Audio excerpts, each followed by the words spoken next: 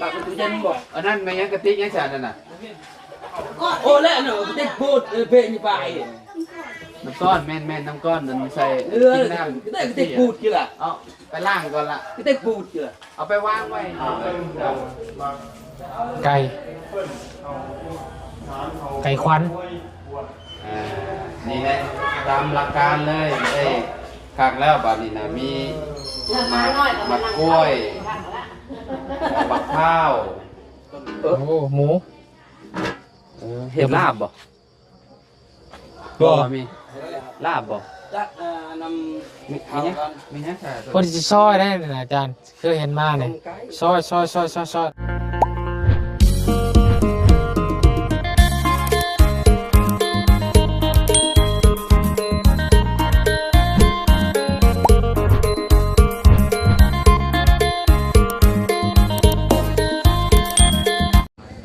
พี่น้องเปิดคลิปเปิดภาพออกมาเป็นภาพบรรยากาศตอนเศร้าๆวันนี้พี่น้องเนาะทางมาบุญสารวัตรพร้อมด้วย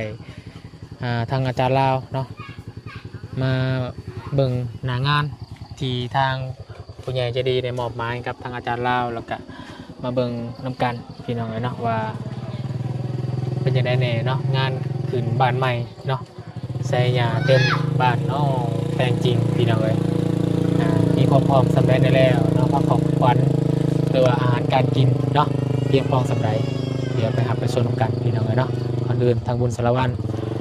ขอกราบทักทายสบายดีเด้อสบายดีพ่อแม่พี่น้องเนาะสบายดีเพื่อนกันเบิร์ดสุโขสุคนสบายดี FC ผู้ใหญ่ใจบุญทุกท่านเนาะยินดีต้อนรับเข้าสู่ช่อง YouTube มาบุญสารวัตรวันนี้พี่น้องเลยทางมาบุญกับอาจารย์ลาวมุ่งหน้ามาก่อนเนาะแล้วก็ทางลุงนวดส่วนทีมงานที่เรียกยังทะเลขึ้นมาพี่น้องเลยเนาะกะตอนนี้ในเวลาจักโมงล่ะ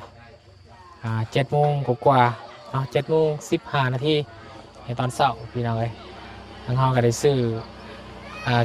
ขบวนในแก่เนาะแก่เครื่องแก่ของเนาะหรืออาหารการกินมาให้เพื่อนเติมคือเป็นพวกลาบพวกก้อยเนาะขึ้นเพื่อนไม่ใช่ยาเต้นมาต้องวิโชควิลาบพี่น้องเลยโอ้มียังอันนี้นะอ๋อคันเบงคันยังไงภาพบ่ได้นุ่งสินบ่มีสินนุ่งบ่ฮะบ่มีสินมันจะงามเนาะอ้าวใส่สินเลยสบายดีเด้อเราสบายดีทางอาจารย์ นุ่งสินแล้วมันจะงามเนาะเอาเขานั่งในเดี๋ยวคนนี่แล้วก่อนจะเปลี่ยนกันได้จะเปลี่ยนเอาอันนี้ลงก่อนละอาจารย์มาหน่อยให้บ่าวบุญเป็นมือกล้องให้ก่อนพี่น้องเอ้ยมีอีกบ่มีอันคนอีกบ่บ่มีมาอันนี้แน่มาคนอาหารซอยกันแน่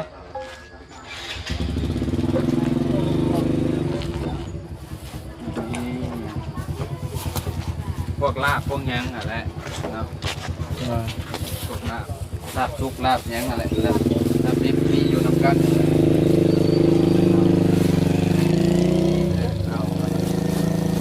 พวกผักพวกยังก็เป็นกระแทมมาให้เลยจ้ะเลยเพิ่นมีโชคมีลาบเพื่อนใหม่ลาบน้องขึ้นบ้านใหม่น้องเลี้ยงน้องเจอดีดิโอเคหาที่สูงใส่อยู่กันฮะน้องเจดีน้องเจดีชื่อส่งดาวันอันน้ำก้อนเด้เกิดนี่เลยมีน้ำใส่แล้วบ้านน้ำก่อนนะก้อนมีแนวใส่อยู่บ้านน้ำก้อนตู้เป็นกระติกแล้วอันนี้กระติกนะพอดิเลยเอาอันกงผมสบายดีเดี๋ยวกงผมบ่มีบ่บ่มีเดี๋ยวให้รอบ่มีมาก่อนอ๋อพาควันงามเนาะงามเลยงามเนาะโอเครู้สึกเนาะนี่ก็โอเคพออยู่ดอกเนาะแบบเอากินน้ำส้มน้ำยังอะไรพ่อกับชื่อง่ายอยู่มันอยู่ใกล้ๆเนาะกระติกกระติกอยู่นี่ก็ได้กระติกตัวนั้นมาบ่มีมาบ่มีคงมาแต่เช้ามาแต่เช้ามีอะไรมาก่อนข่อยอยู่ใกล้เนาะจากนี้โดยเอาปากตู้เย็นบ่อันนั้นไม่ยังกระติกยังฉันนั่นน่ะ โอ้แล้วเนาะเด็กพูดเพ่นี่ไป น้ำก้อนแม่นน้ำก้อนนั่นใส่ กิน น้ น้ำเด็กพูดกี่ล่ะ เอาไปล่างก่อนละ เด็กพูดกี่ล่ะ เอาไปวางไว้พุ่นก็ได้ไปเลยเท้านะไปเอาเด็กจะเอาเทใช่ไหมเอาไปไว้อยู่หลังบ้านครับเอาวางไว้ในโต๊ะกันยังไงเดี๋ยวใส่ บางคนนี่หรอโอ้ไปหมดมองเย็นเด้อ น้ำก้อนมีแตะก้อนเย็นได้น้ำก้อนหั่นเลย มันบ่อนะได้สิ แม่น เย็นดีเด้อ แม่น บ้านนั้นฝากบ้านนั่นบ่ ฟ้ามองมันสะอาดเนี่ย ฝากบ้านนี่บ่ได้พี่มา เพื่อกองโฟมมันใส่ยังสั่น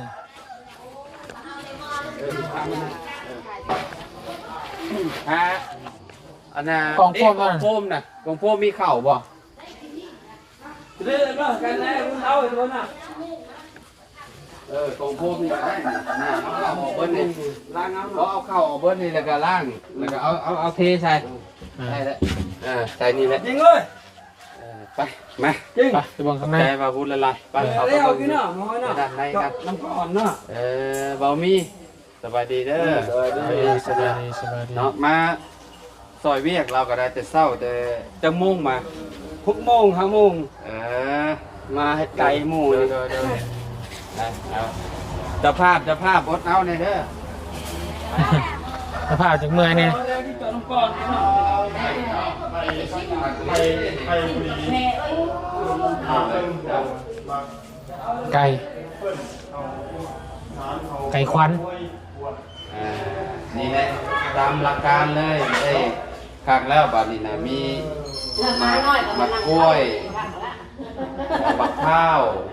ต้นกล้วยต้นอ้อยกบต้นคูนต้นยอเนาะแล้วก็มีข้าวเปลือกข้าวสารเนาะพี่น้องเอ้ยแล้วก็หมักไม้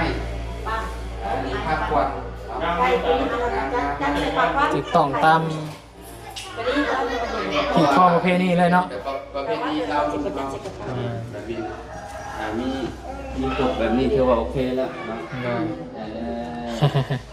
เอามาหน่อยคือขึ้นมาแบบนี้เนาะ จะว่าเลิกว่าแต่ ระวังเด้อมาหน่อยพวก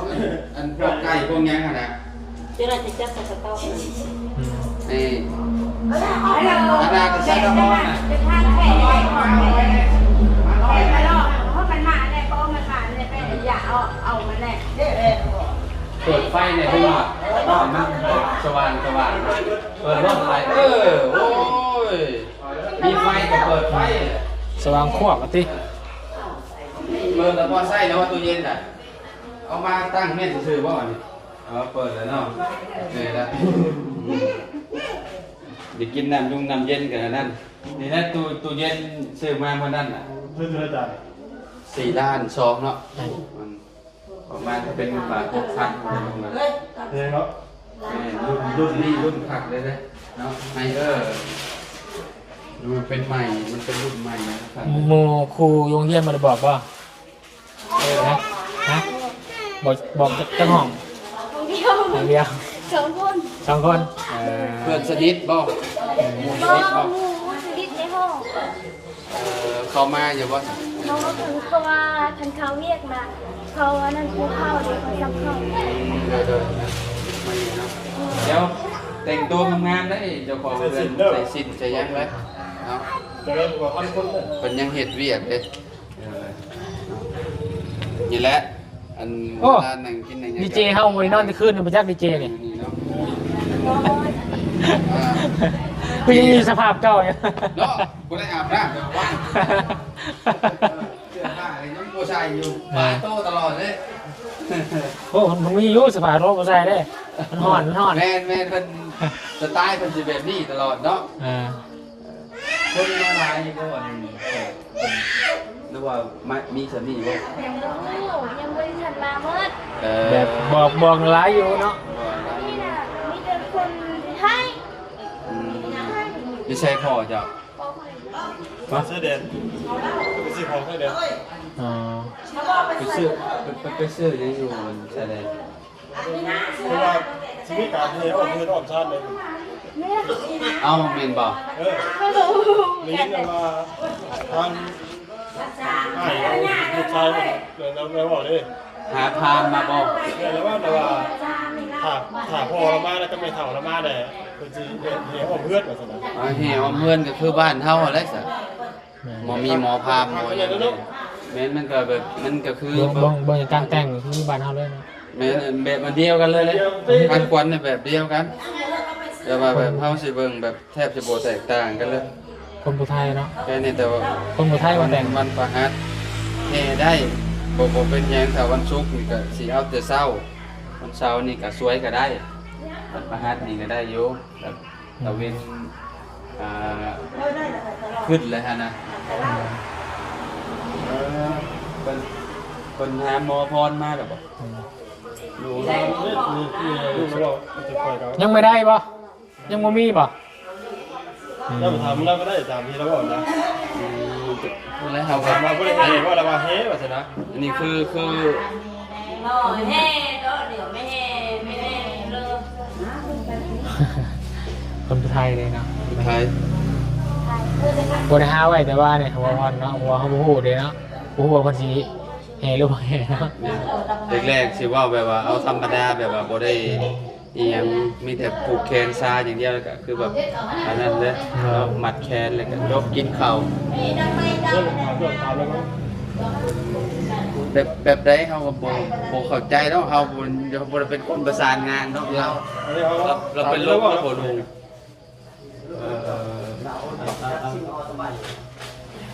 ไปแต่ถ้าทาง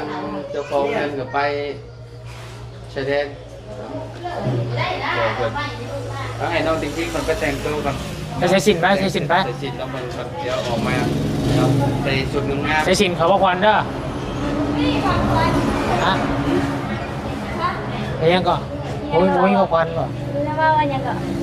แต่งสินเขาพระควัน แต่งสินกับบ้านวันเจดีก็กำลังแต่งโตอยู่นะเจดีพูดอยู่พุ่นคืนดีเจบรรเลงมาเมื่อคืนเนี่ย ดีเจกันน้อยเดียวนึง ดีเจนายเดียว เปิด ประมาณ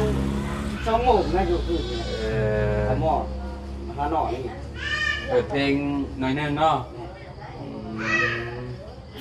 แต่เนาะพี่น้องเลยอ๋อมากล้วยอยู่พี่มีเนาะ อืม เขาก็อ่านอยู่พี่เลย พี่น้อยกับแขกคนกำลังทยอยเนาะ แค่อาหารประเทศอัน ยังอยู่ครัวไปจักคุยเขาจังเนาะ พวกยังอันตัวเป็นชื่อกัน อืม ไปเบิ่งอาหาร ได้เลย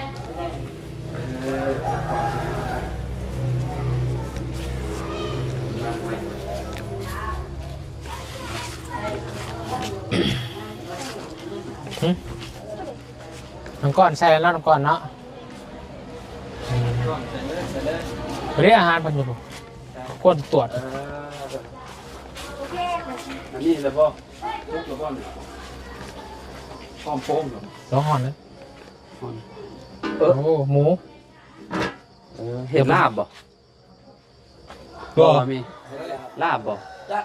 นำ มีฮะค่ะ คนที่ซอยได้นะอาจารย์เคยเห็นมาเนี่ยซอยจำแจ่วนะ จำแจ่วบ่ เคยเห็นเทียวเห็ดมาเนี่ย มักได้ให้กินแบบนั้นเลย แมนต้มซุกเลยเห็ดได้กินได้มันทำนั้น อันนี้หมูตัวหนึ่งบ่ต้มอยู่นี่เลยบ่ ว่าเขาต้มเอาแล้วเขา ต้มแล้วก็ซอยเนาะลากมาได้กินแบบนั้นพากันควงแต่จากมุ้งอยู่เนาะ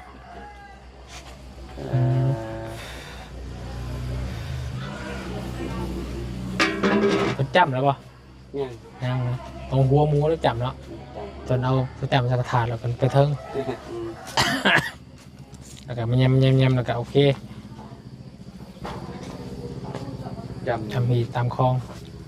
มีทั้งสองอย่างนี่เนาะทั้งเห็ดแบบลาวแน่เนาะ แล้วก็ เห็ดแบบทางลาวทางแน่เนาะ สองอย่างเนาะ สองอย่างเลย เพราะว่าตัวน้อยเรา แมน เราลุมพร้อมสิ แมนคนลาว อาหารจะเห็นยังครับจะเห็นยัง อืม อ๋อ แต่งโตน้องแต่งจริงเพิ่นกำลังใส่สุดงามอืม แลกกันไม่ไหว คือ ว่าเด้เปิดเลย อันนี้มีแต่คนทางบ้านในนะมากระดับในที่เป็นผู้ไทยเนาะที่คนผู้ไทยส่วนหลายออกมา โอ้โห อืม เป็น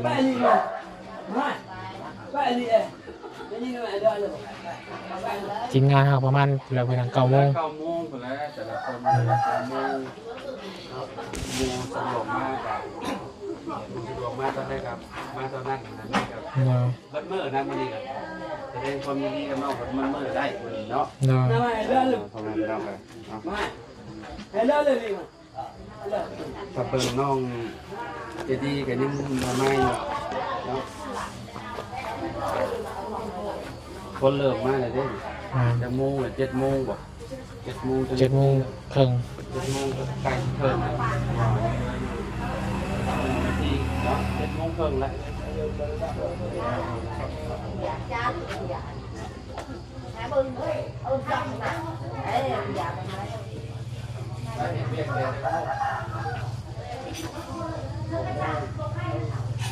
ริ่มมาแต่4 โมง 5 โมงขอบคุณเดี๋ยวเนี่ยก็ดีเจ้า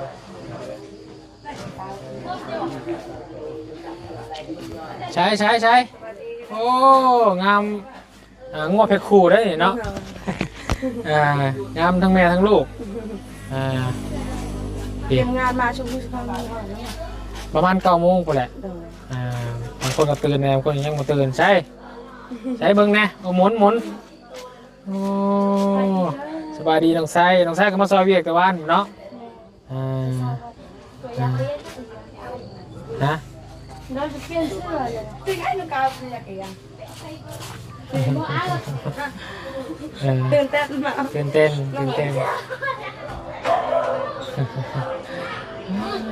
ดีใจนำพันพี่น้องเลยเนาะทางครอบครัวเนาะแต่จริงพี่น้องเลยเนาะมันมีในที่สุดก็ได้นี่เมื่อนี่ครับมีเรียนมีซานมีว่ายังเราทันแล้วทาสีพี่น้องเนาะทันแล้วทาสีหรือว่ากระสีงามกว่านี้เนาะจะเบิ่งโอ้สบายงามกว่าหลายกว่าพี่น้องครับแต่ว่าสร้างมันก็ยังไม่ติดธุระเนาะยังติดตะโลแล้วก็ทาสีเสร็จสิ้นสมบูรณ์คิดว่าตะกี้ก็โอ้ยว่าสิบ่มีให้เพิ่นบ่ได้ให้เพิ่นล่ะพี่น้องเนาะคิดที่ต้นน้องเพิ่นอยู่เนาะตั้งสาวมาเป็น10 ปีพี่น้องสุดท้ายก็ได้พอสายบุญเนาะทางผู้ใหญ่ใจบุญต่างประเทศก็ได้เห็นสวยๆผ่านทางช่อง YouTube บ่าวลาวสตูดิโอหรือว่าทางอาจารย์ลาวเฮาพี่น้องนะ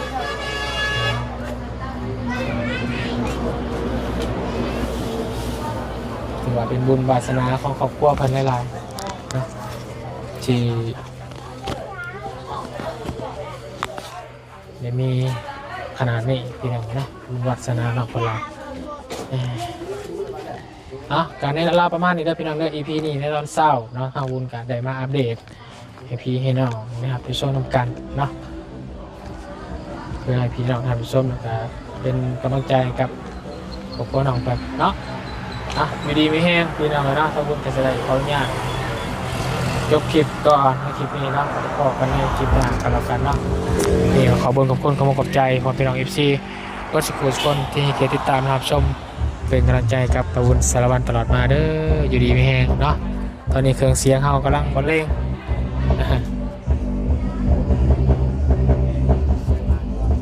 เสียงตู้มันก็ดังคักก็ได้พี่น้องเลยเนาะเบิ่งภาพบรรยากาศมุมกว้างมุมไกลพี่น้องทำให้สนุกกัน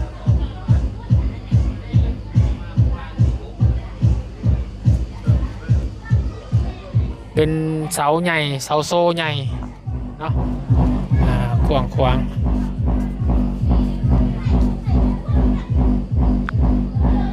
ทางแม่น้องจริงโอ้ดีใจโอ้แลนตื่นตาตื่นใจพี่ดังเลยอย่าลืมบอกพอตู้ไม่ตู้มาเด้อ ไปโอเคพี่น้องเนาะสำหรับคลิปนี้ขอลาก่อนแล้วพอๆกันในคลิปหน้าเด้อคลิปนี้ขอบุญขอบคุณกำลังใจอีกเทื่อนึงเนาะจงอยู่ดีไม่แห้งก็สู่ทุกคนสบายดีเด้อพี่น้องเด้อ